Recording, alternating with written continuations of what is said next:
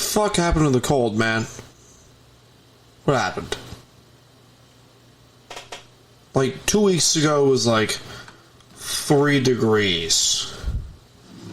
Now it's like in the 60s. It is 10:30, close to 10:30 tonight here on Long Island.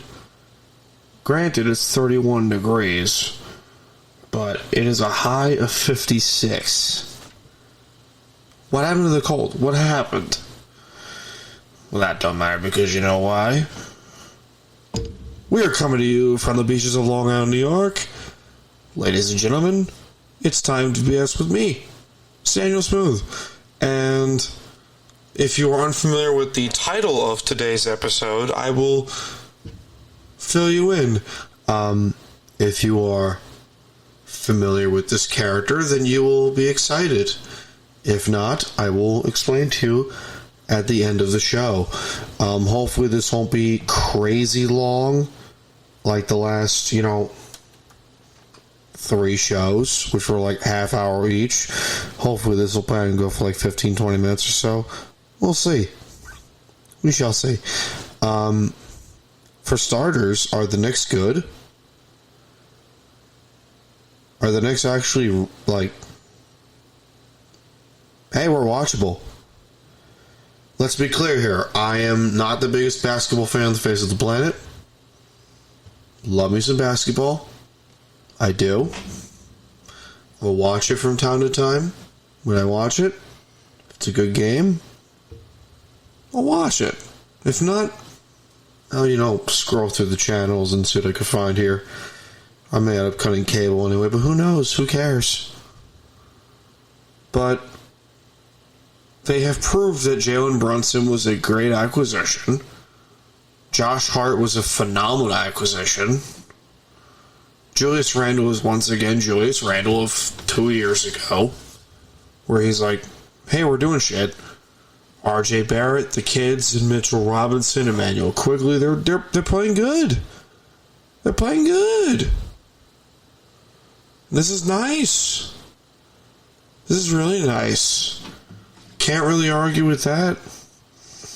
Now, they're currently a 6th seed, I want to say. They're currently the 6th seed as we're recording today. 2 games behind Brooklyn, 4.5 behind Cleveland for the 4 seed. Hey, they can do stuff. It's not bad. The Knicks look good. Give me some confidence, won't you? Give me some confidence. Slap it on there on some sourdough bread, Give me an old confidence sandwich. I'm so fat. Gotta hate it. But, if you're the Knicks, if you're a Knicks fan, have some confidence, because the Knicks look competent. Actually, they pretty much do. We go to the opposite side of the country. Did the Lakers make a right decision? The Lakers made the right decision, right? Okay. They traded Russell Westbrook for D'Angelo Russell, and they actually look competent. For the most part. Now they lost their last 2 games, but they beat a pretty good Golden State team on Saturday. But they actually look, competent. Well, they won yesterday. They won 2 days ago against New Orleans. I read this backwards. And then they lost to Portland on Monday. But they actually look competent. They actually look like, hey, we can do stuff. Russell's our point guard. He's a competent point guard that doesn't want to, do stupid crap. Like drive to the basket every play. And he's Russell Westbrook that can shoot. And isn't Russell Westbrook, if that makes sense. But hey, They actually look good. It clearly comes to show how much basketball I watch. Clearly comes to show. But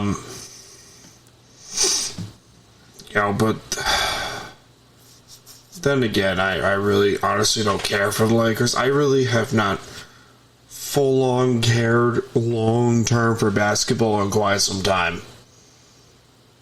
So, as you can see, I'm more of a hockey, football, and baseball guy. I'll watch baseball when it's on. The problem is we mostly get the Mets and the Yankees here. Occasionally we'll get a good out-of-state game, but, occasionally that will pop up from time to time.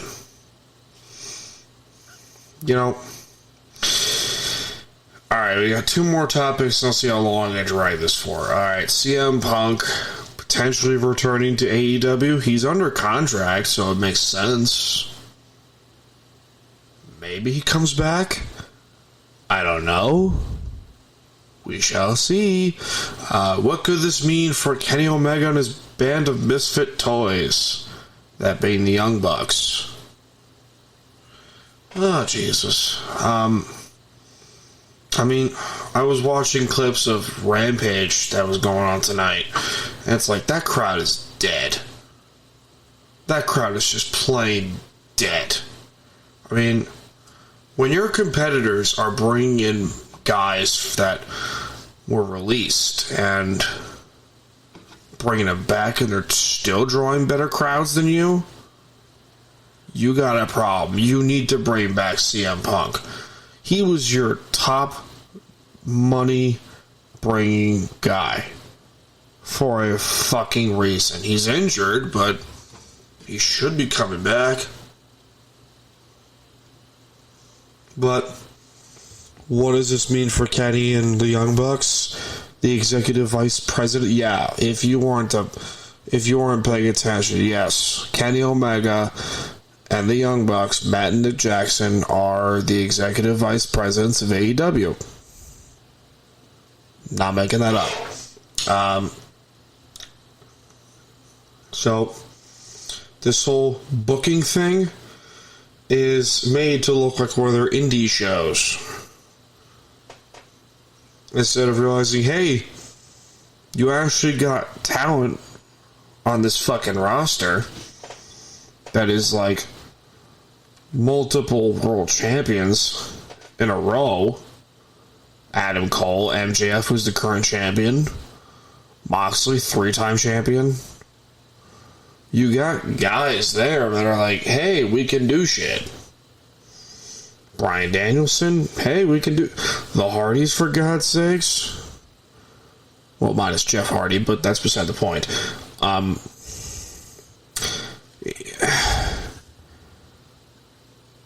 You have to do it. You gotta bring him back. And it makes no sense to not bring him back. Absolutely 0 sense to not bring him back. You can't... You look at this... First of all, the ratings are tanking. The ratings are absolutely tanking. And since CM Punk has been off TV, they've been tanking like shit. Tanking like shit. And no one wants to see the Young Bucks wrestle. No one wants to see it, or do gymnastics, let's call it. Now, there are some people that listen that would like to disagree with this notion that, CM Punk is the enemy, but he's literally their highest grossing talent. Literally. So, what do I have to say? Except that. Alright, so I guess I'll clean this out here with a little extra spice, let's call it, or whatever the fuck you want to call it. But I'm going to introduce you to a new character that I have debuted here today. Where's my fucking water? Thirsty, I got a headache. So, I am going to introduce you all to a character that I've created. And the context of this character is simple. I'm a huge Star Wars fan, and I live off of Yoda quotes. And I've been told that I make a very good Jedi Master in terms of how I think, how I act, how I respond to certain situations. And someone told me, you act like a bro version of Yoda, or like a surfer dude Yoda. I don't know about the surfer dude part, but certainly a bro Yoda. So, hence the title of the character. Bro Yoda. And he has like a glass of whiskey in his hand with a cigar in the other, his lightsaber to his, his belt, sunglasses, hair gelled back. Like, that's Bro Yoda. That's who he is. That's who Bro Yoda is, and there's nothing wrong with that.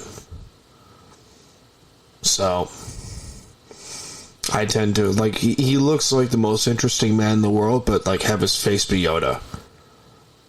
It's actually not a bad idea. Stay thirsty, my friends.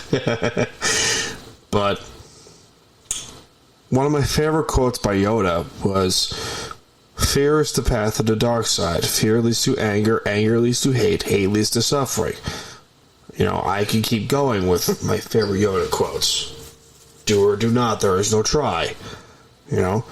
Fear clouds our vision. Or, train yourself to let go of all you fear to lose. One with the Force. Death is a natural part of life. They are one with the Force.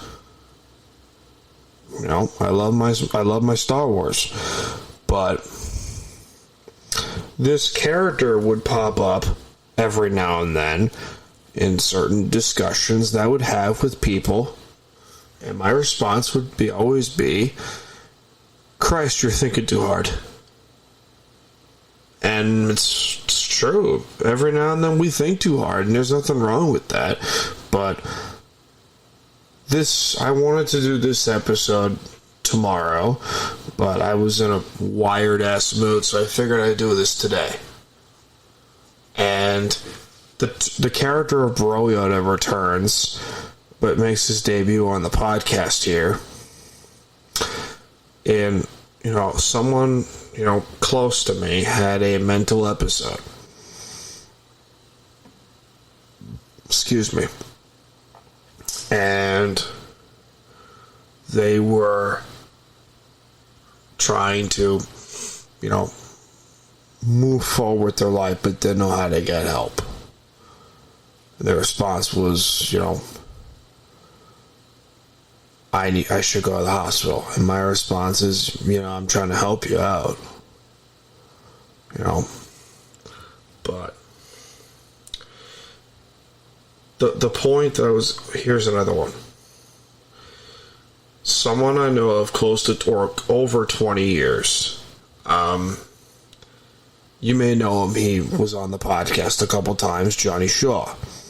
And he said, "Dude, you get pretty good advice." I said, "Well, I try."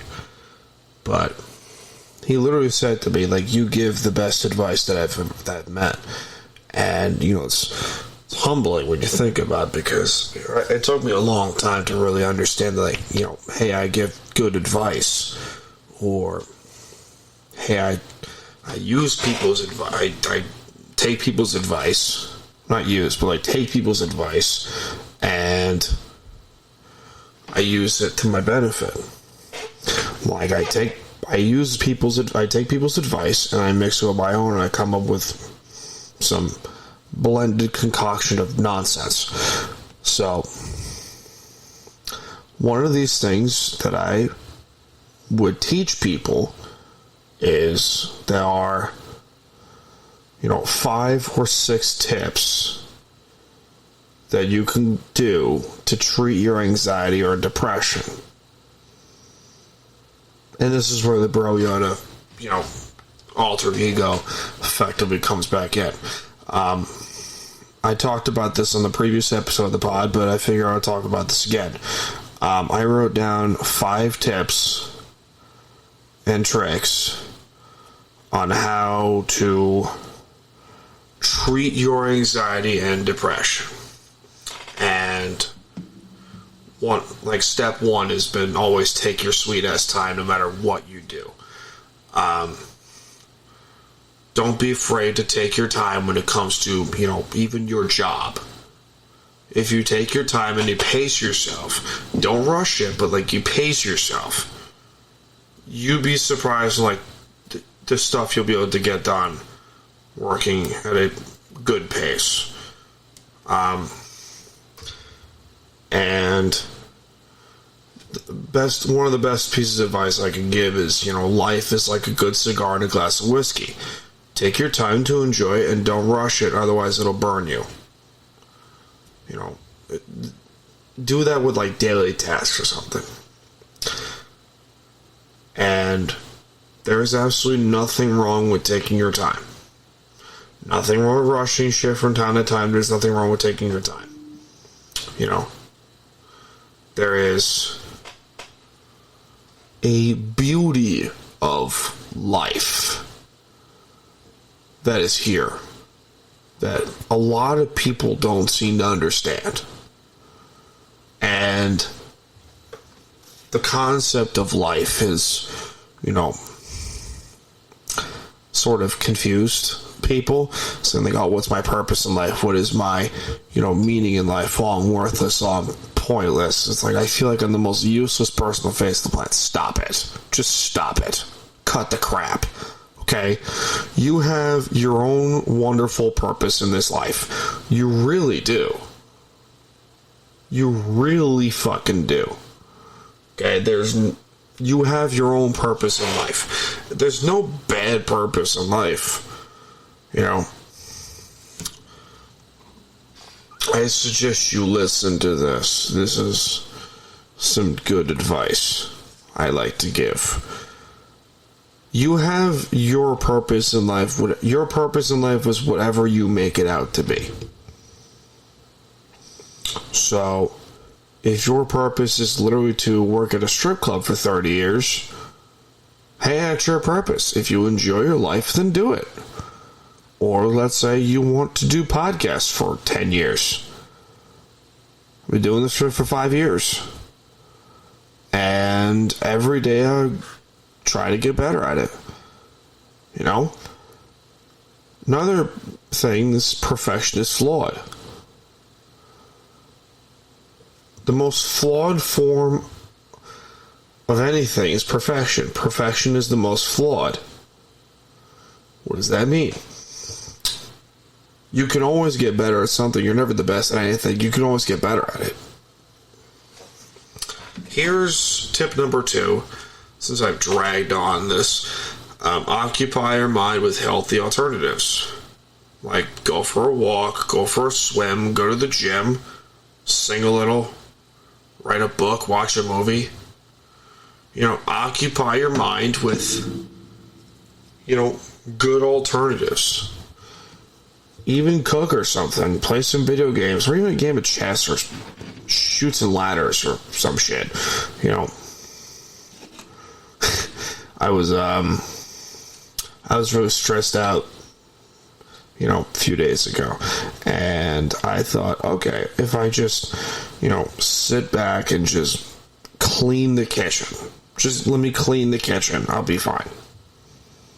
And that helps. Occupying my mind really does help. Because you keep your mind focused on, let's say, clean the stove. Okay, I gotta clean the stove this way and this way, do this, that. And then by the time you're done, where are the bad thoughts? They're gone. The common goal that people want to have is they want to cure or heal their depression. You're never going to cure it. You're going to treat it. And eventually it will heal. The wounds will heal, but eventually those scars do break. And that's okay. Hey, we were not bred to sit around and do nothing and watch the world burn. We were bred to fight that burning world. We were bred to put out that fire. We're bred for wars. We're bred for survival. We weren't bred to just sit on our asses and, granted I love doing this, but play video games and watch TV and record podcasts all day. We weren't bred for that shit. We were bred for, like, if you've seen a picture of me, this is not what I want to look like. Trust me with that. I see a picture of Jason Momoa, and I'm like, I want to look like that. But you gotta work for it. And which brings us to, tip number 3. Stop drinking, smoking, or eating so fucking much. Use healthy alternatives to, use the healthy alternatives to go from there. Eat healthy foods. Don't be afraid to diet. Stop drinking and smoking so much. Nothing wrong with, having a cigar or, a glass or drink from time to time. I don't really care. Just, you're poisoning your mind because you're hiding and running from your life. I only say these things because I care. I don't say these things because, I'm against drinking, I'm against drugs, I'm against partying. It's no. I'm not a party animal, but, I'm certainly not against it. But if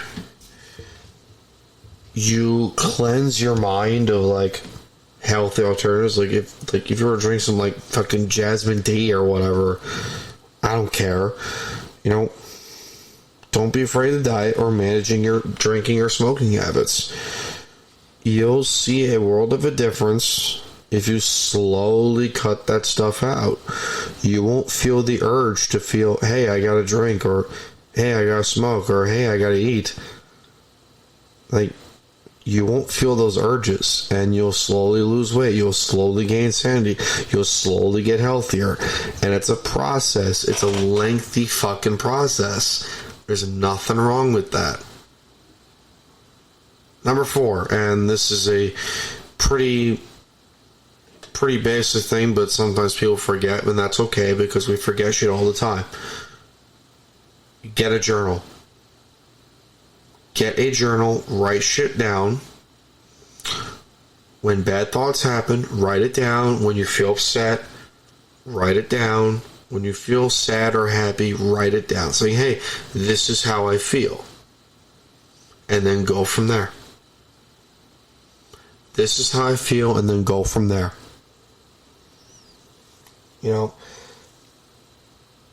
Getting shit off your chest and onto a piece of paper or even on your phone in your notes section works wonders. Even record a video of yourself and how you feel, and especially how you react in the moment. Someone was saying, oh, I want to make people feel better, and I never felt that more in my life than in that situation, because I want to help people feel better. At the same time, I want to help myself feel better. You are the most important person in your life. Don't ever forget that. Number 5, this is a little difficult, but probably the most difficult of the 5. Let your guard down. Let the walls come down. Open the doors to your heart. Talk to people. Do not be afraid to talk to people, especially to some random person on the side of the street. Getting stuff off your chest feels better than any deadlift on the face of the planet. Someone who loves to deadlift, I would know. I can't stress this shit enough and how important it is to talk to people and open up about shit that bothers you. Even if it's just your cat or something. Fear clouds our minds and our thoughts. The darkness passes and the sun shines eventually. Do not be afraid. Trust me. We got each other. This whole notion of we can't beat depression is fucking stupid. We can. Depression is a silent killer. to millions of people every day. And the thing is, we can do anything to stop it. We can. We really can. You can fucking do this. Do not be afraid, guys. We got you. Alright. That'll do it for this episode of Time to BS with Daniel Smooth. The 170th episode. Wow, that's a lot. Thank you guys for tuning in, guys. I am the aforementioned Daniel Smooth, coming to you from the beaches of Long Island, New York, and I'm signing off. Have a good one, guys.